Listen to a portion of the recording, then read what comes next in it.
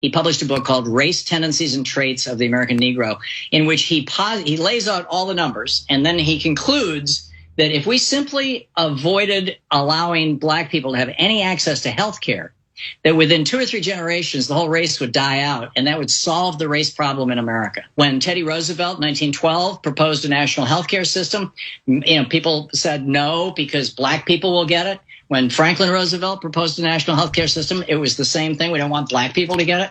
When Truman tried it in 47, same thing. Don't want black people to get it. We have to figure out a way to keep black people from using Medicare. And the way that they came up with was to have a 20% hole, a gap in Medicare, so that you had to pay 20% of your doctor's bill and your hospital bill, and that would discourage poor black people from showing up at the hospitals. Nearly 100% of the reason why the United States is the only country in the world that doesn't define healthcare as a right is because of racism.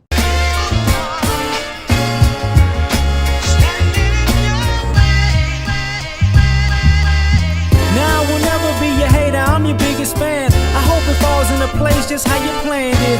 Life could put you in a pickle, just make sure it's kosher. Lean on me like Bill Withers until you smell the roses. What's happening, fam? L.A.R. movement still moving. Subscribe or die trying. You see the thumbnail, you see the clip. Interesting thing about like racism and healthcare, like just racism in general. How much has racism cost the country? And now that you can say that, declining birth rates and all that other stuff, that ain't our fault. That's just a European thing globally. That's going on in America.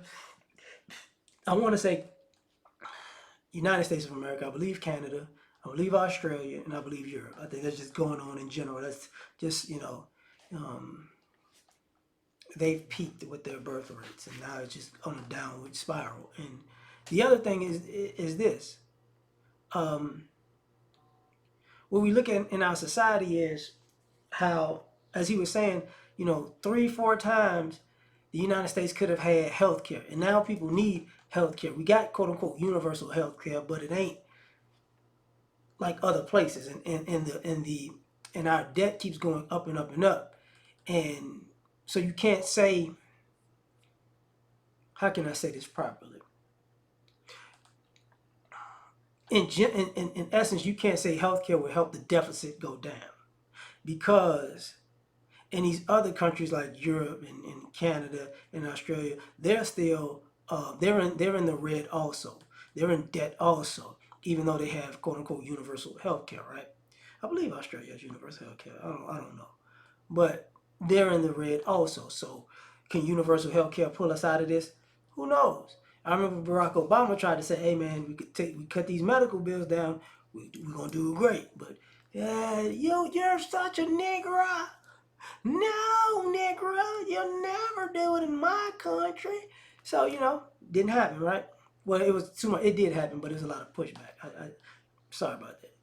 So, but when you think about all the other things in this country, and we used to talk about the H-1B1 visas, you bring a bunch of immigrants in and give them jobs and give them opportunities to go to college and training and high paying jobs, and some of them leave and some of them stay, and now, of course, you would say Asians have a great foothold in the technology business.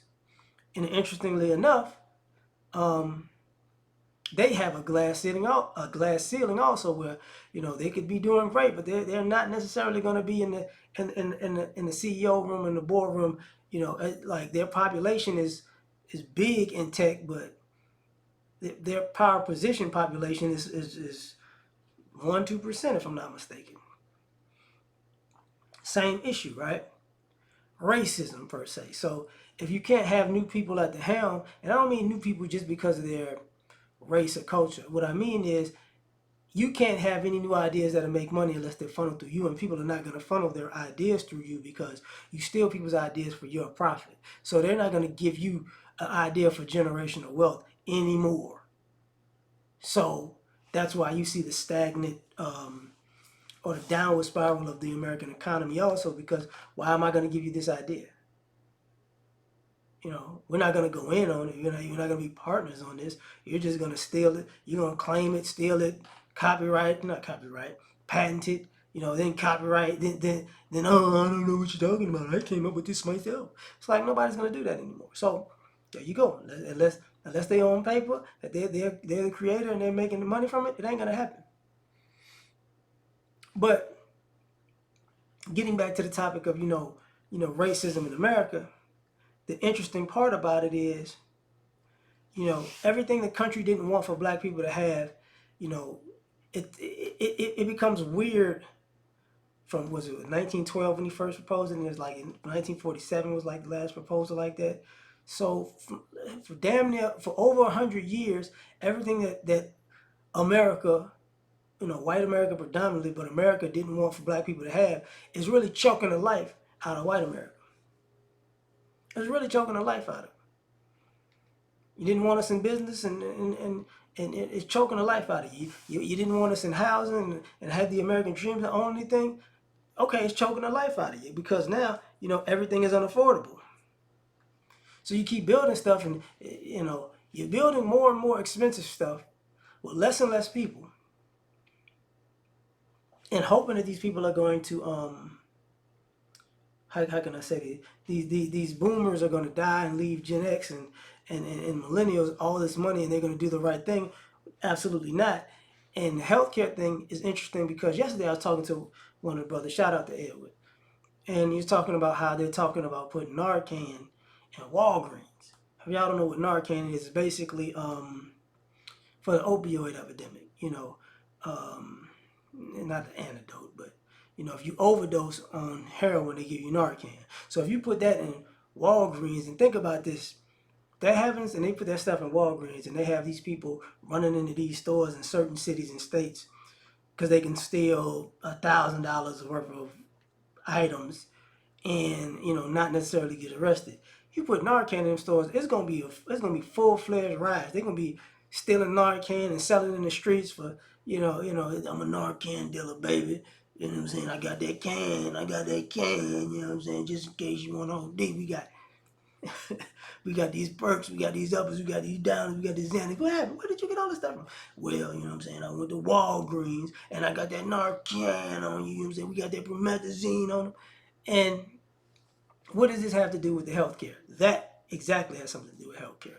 Because now, all of these overdoses and these people who are going to get sick, this is going to spread out into society. People are talking about like the COVID thing. This is supposed to be happening again, it's rising again, whatever. If that happens again and we have these hospital problems again, if you got health insurance, you could be there. If you don't, you can't. And the irony of it is, and it sucks to say this, the people who have bad health insurance, the people who they sent home live, and the people, while people that they had there in the hospital died. That's weird. I mean, I know, like, you could say it on both ways, but that's how it played out. People went to the hospital, got on a respirator, they out of there.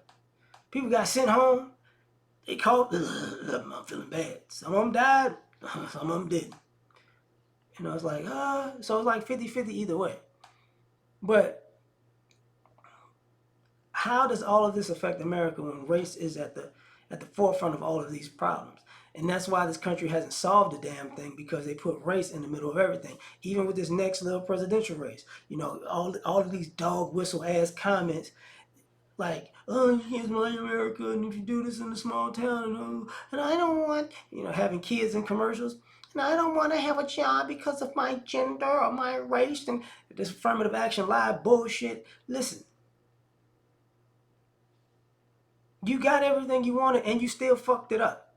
That is nobody else's fault. Nobody. It's not like America has this issue where it blames everybody for the fuck ups that it created, and and white America very much so particularly. White America creates problems, and they think those problems are gonna put them in the winner circle, and it does in the beginning, and in the end, it smacks them right in the face, and then somehow it's everybody else's fucking fault. It's like, no, man, that's y'all fault. That's y'all problem. That's y'all fault. Y'all got to deal with it. Even this debt.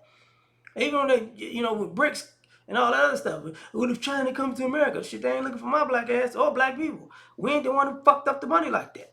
It's y'all ass. Congratulations. You know, get ready to fight. We gonna fight for the country. Take your white ass over there. Go fight for it. Let's see if you win. Brother, I need your help now, brother. No. When did I become brother? Oh, when it's when you don't want to die, I'm a brother now. You motherfucker. And guess what? If you die first, dude, it's like South Park when they said, this is the black shield. They put us on the front lines, get shot up first, and then they come back over the top like this glory and some shit. They ain't doing that dumb shit no more. And save their life. They don't have health care because they're black, because we didn't want them to have it. Let them die. God bless America. That's that dumb shit, man.